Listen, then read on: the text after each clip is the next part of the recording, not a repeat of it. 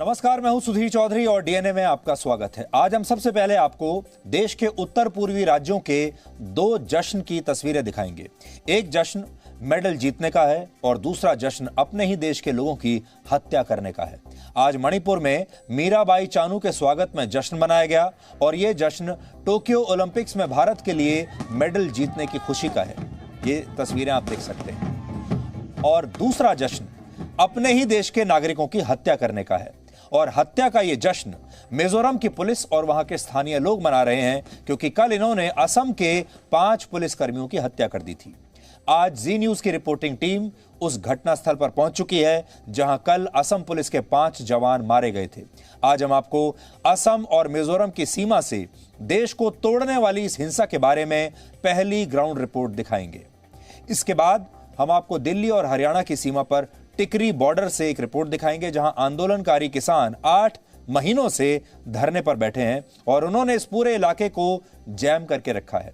इस इलाके में जूते बनाने वाली सैकड़ों फैक्ट्रियां मौजूद हैं जो इस विरोध प्रदर्शन की वजह से बंद पड़ी हैं और इस उद्योग को अब तक 20,000 करोड़ रुपए का नुकसान हो चुका है। ये कुछ ऐसे सवाल हैं जो हमारे देश के किसान शायद सुनना नहीं चाहेंगे, इनके जवाब देना नहीं चाहेंगे, क्योंकि अगर वो अपने रोजगार की बात करते हैं, अपनी बात करते हैं, तो इन मजदूरों के बारे में भी उन्हें सोचना चाहिए जिनके रोजगार इन्होंने छीन लिए हैं।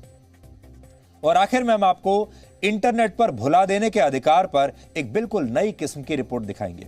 दुनिया में ऐसे बहुत सारे लोग हैं जिन्होंने अपने जीवन में कोई ना कोई गलती की है या अपराध किया है, और कई लोग ऐसे भी हैं जिन पर झूठे आरोप लगे, जिन्हें फंसा दिया गया।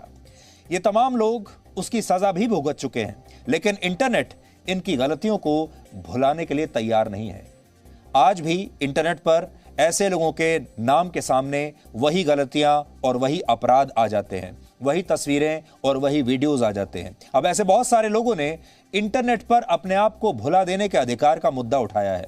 जिस तरह आप अपने जीवन में कड़वी यादों को भुला देना चाहते हैं, क्या इंटरनेट पर भी अपने अतीत को भुलाया नहीं जा सकता? ये आज एक बड़ा सवाल है और इस पर आज हम आपके लिए एक विश्लेषण करेंगे।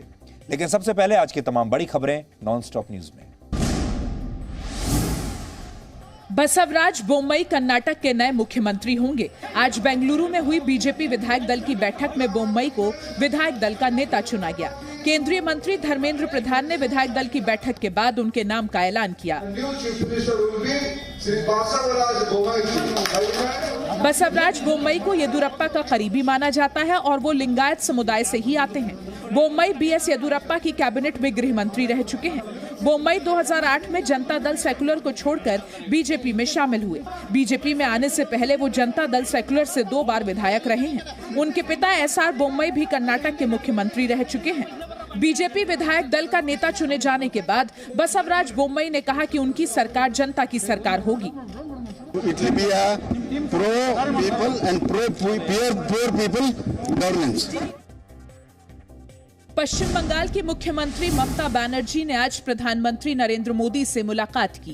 करीब 40 मिनट तक चली मुलाकात में कोरोना वैक्सीन और बंगाल का नाम बदलने समेत कई मुद्दों पर चर्चा हुई। ममता बनर्जी ने सरकार से पेगासस मामले पर सर्वदलीय बैठक बुलाने की मांग की। पेगासस में मैं चाहती हूँ कि प्राइम मिनिस्टर एक ऑल पॉलिटिकल पार्टी मीटिंग बुलाए, मीटिंग बुला के सबको साथ बात करके ओपिनियन लेके कोई ना कोई सुप्रीम कोर्ट से इंक्वायरी हम लोग को होना चाहिए। फोन टैपिंग को तूल देने पर बीजेपी ने आरोप लगाया कि ममता बंगाल की जनता का ध्यान भटकाना चाहती हैं। लोकसभा संसद अधिवेशन के पहले ऑल पार्टी मीटिंग बनी थी, वहां क्यों नहीं विषय उठाया? जब कोविड को लेकर के माननीय प्रधानमंत्री ने सारे लीडर्स को बुलाया, कांग्रेस तो वहां गई ही नहीं। ममता बनर्जी कल कांग्रेस अध्यक्ष सोनिया गांधी से मिलेंगी। ममता गुरुवार को दिल्ली के मुख्यमंत्री अरविंद केजरीवाल से मिल सकती हैं। गुरुवार को ही ममता का राष्ट्रपति रामनाथ कोविंद से भी मिलने का कार्यक्रम है, लेकिन आरटी-पीसीआर टेस्ट जरूरी होने की वजह से मुलाकात पर फिलहाल संशय है। प्रधानमंत्री नरेंद्र मोदी ने आज बीजेपी संसदीय दल की बैठक की अध्यक्षता की और सांसदों से कहा कि वो विपक्ष को, खासकर कांग्रेस को बेनकाब करें कि कैसे वो बैठकों का बहिष्कार करते हैं और संसद नहीं चलने देते। मेरी तो अपील होगी कि विपक्ष डिबेट करे, डिस्कशन करे, डिसीजन में पार्टिसिपेट करे। सभी विपक्ष के नेताओं से चर्चा की है, बातचीत की है।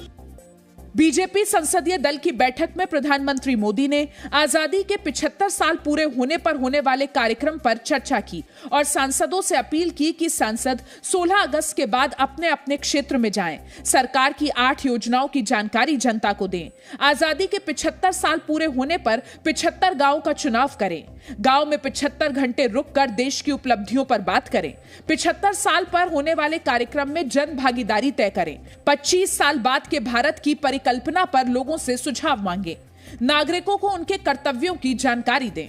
ये जन आंदोलन के रूप में इसको जन भागीदारी के साथ इसको विकसित करना है, ये भाव आज प्रकट किए प्रधानमंत्री जी।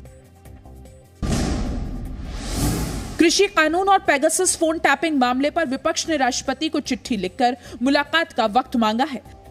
पेगासस मामले में न्यायिक जांच की मांग लेकर विपक्ष ने दोनों सदनों में कार्यवाही ठीक से नहीं चलने दी। राज्यसभा में विपक्ष के सांसद पोस्टर लेकर वेल में घुस गए।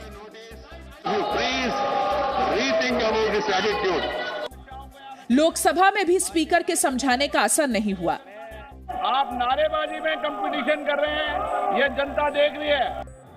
हंगामा नहीं रुकने पर दोनों सदन कल तक के लिए स्थगित करने पड़े। न्यायिक जांच चाहिए, न्यायिक जांच। सरकार ऐलान करे कि न्यायिक जांच होगी, यही हमारा मांग है। सरकार ने कहा पूरा देश देख रहा है कि विपक्ष खुद हंगामा करके मुद्दों पर चर्चा से भाग रहा है। सरकार पूरी तरह से चर्चा के लिए तैयार है, किसी तरह का डिस्कशन विपक्ष करने को तैयार नहीं है।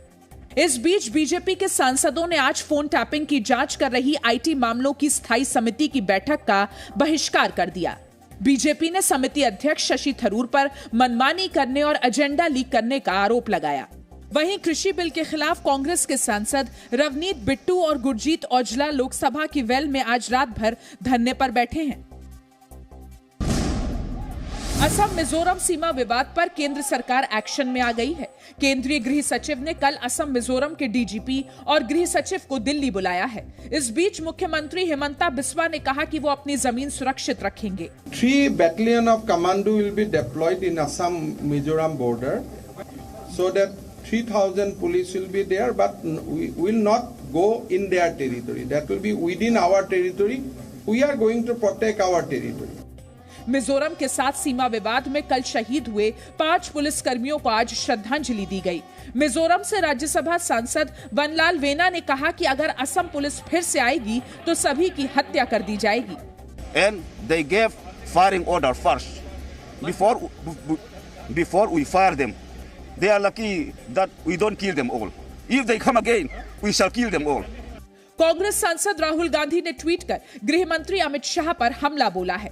राहुल गांधी ने ट्वीट किया, गृह मंत्री देश के नागरिकों में नफरत और अविश्वास पैदा करने का काम कर रहे हैं। भारत अब इसके भयानक परिणाम भुगत रहा है। Presenting B News app available on Google Play and App Store. Download it now.